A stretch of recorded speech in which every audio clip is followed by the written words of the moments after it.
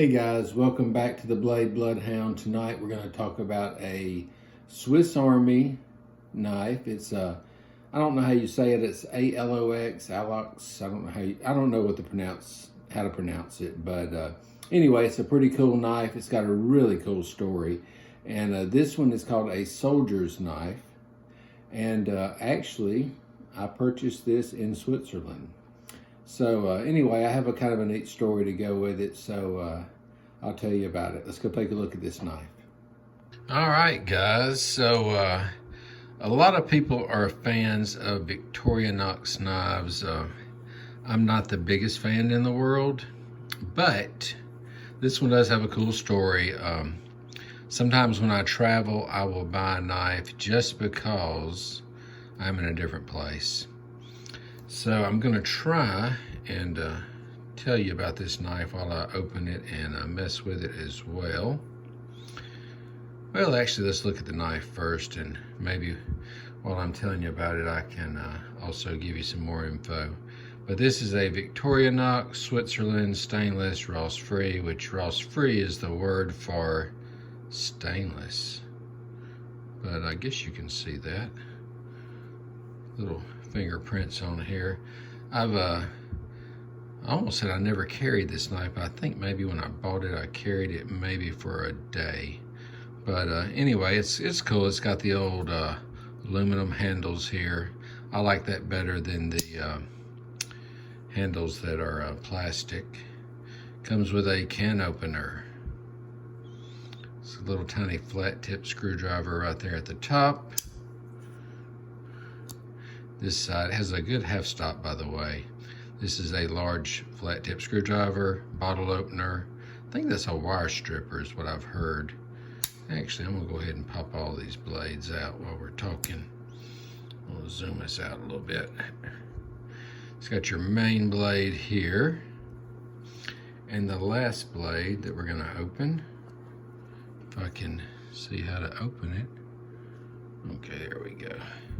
Is a awl or punch blade. Some people call them punch blades, some people call them awls. But anyway, let's take a look at it here.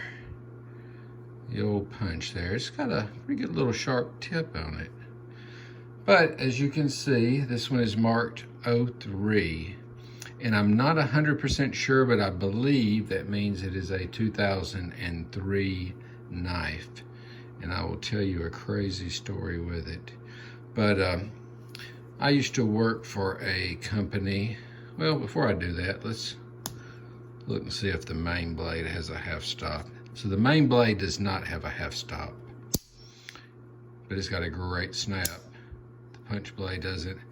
The screwdriver, let's see if this one does. I thought it did.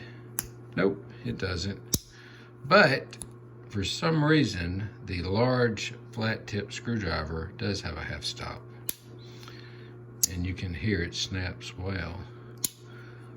I'm just gonna double check it. Yeah, I'm right. The old awl punch blade. It's pretty sharp actually.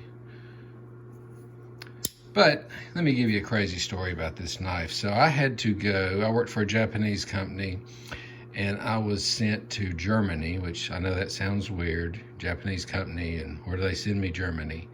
But I had to go to Germany for a training course. And while I was there, you know, being a knife nerd, a knife collector, I was like, this is gonna be great. I'm gonna get over there, I'm gonna find some German knives. I'm gonna find, you know, I was thinking of all the German knives that I knew in my head. And I said, this is gonna be awesome. So I went there via Switzerland. It's a place called Bad Säckingen. It actually is right beside Switzerland. There is a bridge there that on one side of the bridge, you're in Germany. And then when you cross the bridge, when you get to the other side, you're in Switzerland. So anyway, I get there. I'm talking to people about knives. It's the first thing that came out of my mouth. You know, hey, you know, I love knives. You know, where can I find some good knives? It's a very small town. But as soon as I got there, everyone said, oh, you want a Swiss Army knife? I said, no, not really. I mean, I can get those anywhere in the U.S. you know, they're a dime a dozen everywhere you go.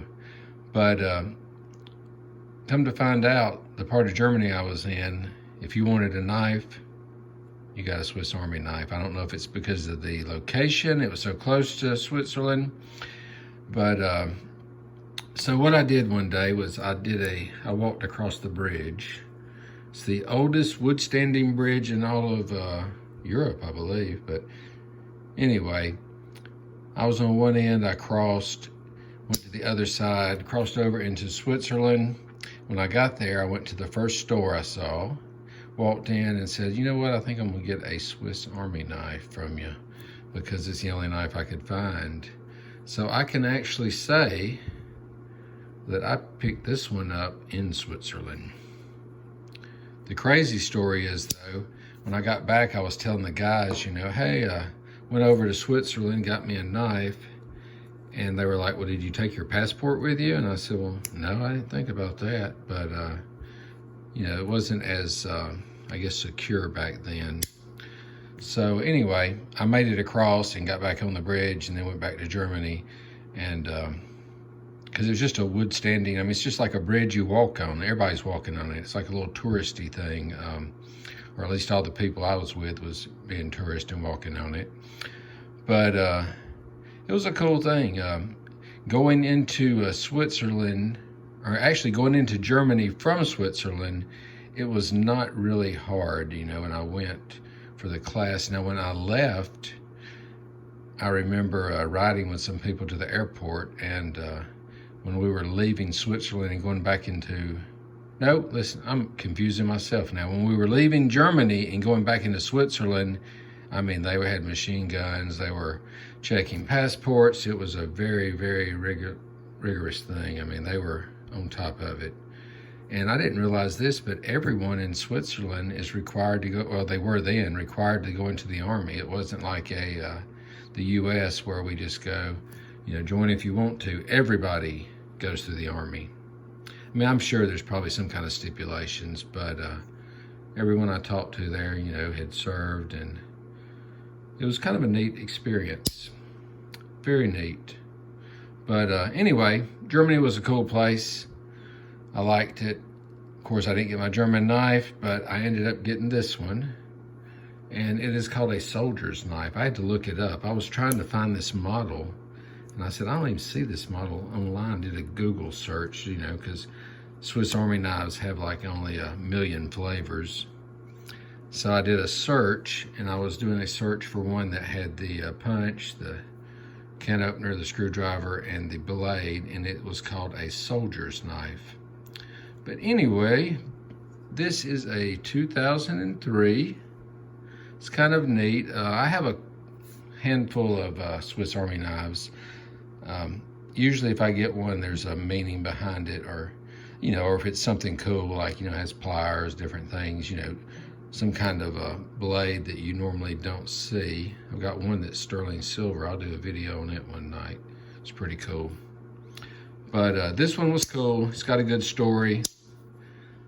I can remember getting it, and I just thought it was a really neat knife. But anyway, guys, that's the video for tonight. I'm going to be doing more. Y'all like, subscribe, check out me again, tell all your friends, tell all your buddies. And I need to look and see if this badge here, I mean, I guess that's just a standard one, but for some reason I never really noticed it being like a shield like that. So I need to look that up and see if that's something that's unique or not. Well, guys, y'all have a great night, and I will talk to y'all next time. Have a good one now.